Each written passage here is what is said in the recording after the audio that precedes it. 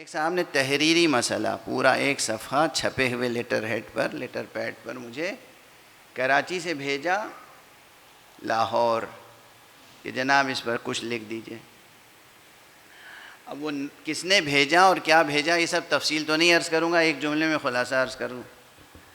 کبھی کبھی نان ایشو کو ایشو بناتے ہیں لوگ, اور میدان میں آ کے وہ لوگ گفتگو کرنا چاہتے ہیں جو اہل میدان نہیں ہیں.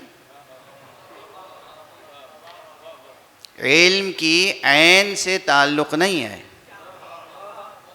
اور عالمانہ نظریہ پیش کر رہے ہیں, تو امت کا کیا ہوگا, قوم کا کیا ہوگا؟ کتنی صدیوں سے آپ لوگ سنتے چلے آ رہے ہیں کہ اصول دین 5, یہی سنا نا شیعہ مذہب کی کتابوں میں اصول دین 5. اچھا, اب معلوم ہوا کہ کسی صاحب نے کہیں کوئی نظریہ پیش کیا کہ اصول دین 8. یہ 8 3 کہاں سے آ گئے؟ انہوں نے جو فرق کیا ہے اس میں سے کیا کیا ہے کہ امامت کو الگ رکھا ہے, ولایت کو الگ. جو 6 یہ ہو گئے, امامت الگ, ولایت الگ. اور کیا ہے بھئی اس میں؟ یقین اصول دین میں. اور ایسے ہی غرض کے وہ 8 ہو گئے. اب کوئی اور مفکر اعظم سامنے آئے کہ بھئی 8 کیوں؟ 8 اس عدد کی کیا خصوصیت ہے؟ 12 کیوں نہیں؟ کیونکہ امام تو 12 ہیں. کوئی اور مفکر اعظم پیدا ہو جائے کہ 12 کی کیا خصوصیت ہے؟ معصوم تو 14 ہیں, 14 کیوں نہیں؟ کوئی اور پیدا ہو کہ صاحب یہ 14 کی تعداد تک محدود کیوں ہیں؟ کربلا میں بنی ہاشم کے شہید 18 تھے تو ہم 18 اصول دین بنا لیتے ہیں. کوئی کہے تمام شہدائے کربلا کی مشہور تعداد 72 ہے تو ہم 72 اصول دین بنا لیتے ہیں. دین بازیچہ اطفال ہے, دین کھیل ہے. جس کا جی چاہا اٹھ کے اصول دین مرتب کر رہا ہے, جس کا جی چاہا اٹھ کے شریعت میں حلال و حرام کا فیصلہ دے رہا ہے. کل علی ابن ابی طالب اس کے محافظ تھے, اور کل ہی محافظ نہیں تھے, آج بھی محافظ ہیں.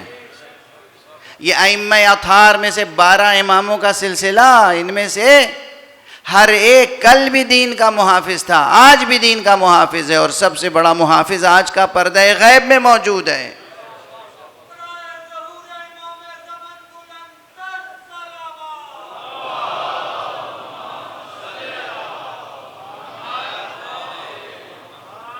خوف خدا کریں, امت میں انتشار پیدا نہ کریں, اپنی قوم میں انتشار پیدا نہ کریں. کہاں سے تنخواہ مل رہی ہے انتشار پیدا کرنے کی؟ کہاں سے آپ کو پیسے مل رہے ہیں انتشار پیدا کرنے کے لیے؟ کہاں سے آپ کو سپورٹ مل رہی ہے انتشار پیدا کرنے کے لیے؟ کون حوصلہ افزائی کر رہا ہے انتشار پیدا کرنے کے لیے؟ اور سب سے بڑی بات یہ کہ اپنی عقل کا احترام کریں.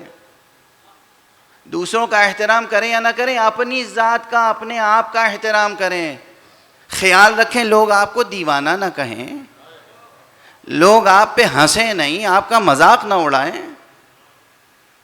جس کا جی چاہ رہا ہے دین میں ایک نظریہ پیش کر رہا ہے. بہرحال ایک طرف دشمن اور ایک طرف اپنے درمیان سے لوگ پیدا ہو رہے ہیں. یہ سب مسائل دھیرے دھیرے آپ کے سامنے پیش کرنے کی کوشش کروں گا جتنا وقت کی محدودیت میں ممکن ہو سکے گا. آج گفتگو کو سمیٹتا ہوں, دامن بیان کو سمیٹتا ہوں یہ کہہ کر کہ دیکھیے یہ جو سلسلہ قرآن مجید کا ہے, عَمَّ يَتَسَاءَلُونَ عَنِ النَّبَإِ الْعَظِيمِ, یہ نہایت فکر انگیز ہے. یہ آپ کے ذہنوں میں سوالات کو اور بیدار کر رہا ہے اور متوجہ کر رہا ہے ان تمام بڑے مسائل کی طرف جو دین سے جڑے ہوئے ہیں. چونکہ النبأ العظیم اس کی تفسیر میں کئی قول موجود ہیں. ایک قول یہ ہے کہ نبأ العظیم سے مراد خود نبوت مصطفیٰ صلی اللہ علیہ وآلہ وسلم.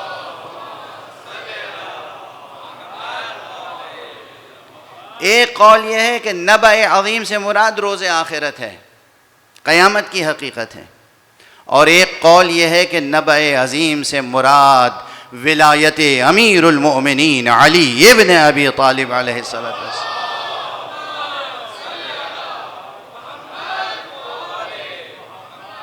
اور یہ قول صرف ہمارے یہاں نہیں ہے، صرف شیعہ اثنا عشری کی کتابوں میں نہیں ہے، غیر شیعہ اثنا عشری علماء نے بھی یہ قول نقل کیا ہے کہ النبأ العظیم سے مراد ولایت علی ابن ابی طالب علیہ السلام.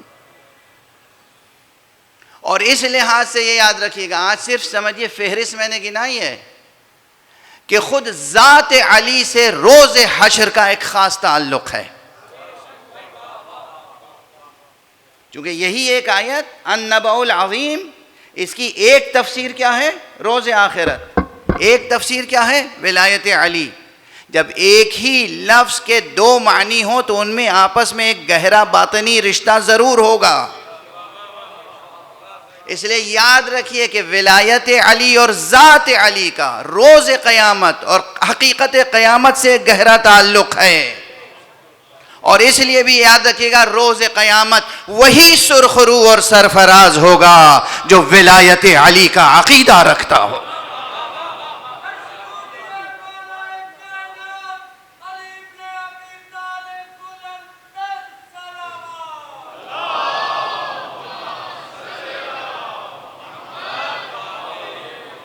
ہرگز ہرگز ہرگز کوئی مسلکی گفتگو نہیں ہے یہ کہ میں ایک خاص مسلک کی نمائندگی کر رہا ہوں. نہیں، میں ان اعتبارات سے ذرا بلند ہو کے گفتگو کرنے کی کوشش کرتا ہوں.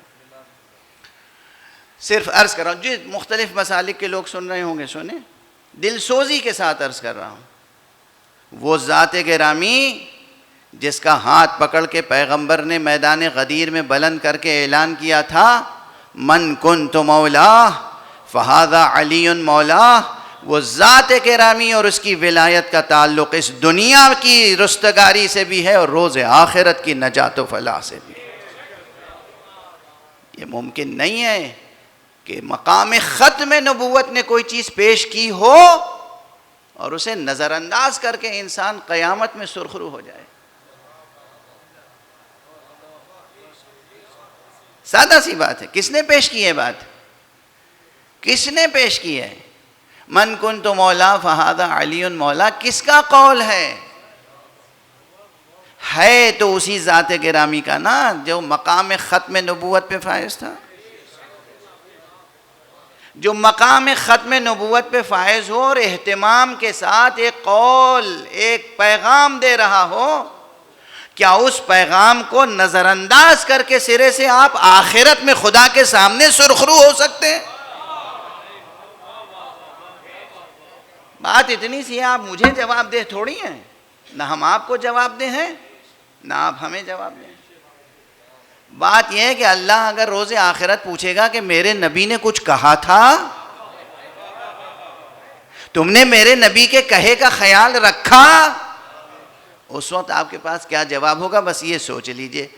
صلوات پڑھ دیجئے محمد وآلہ.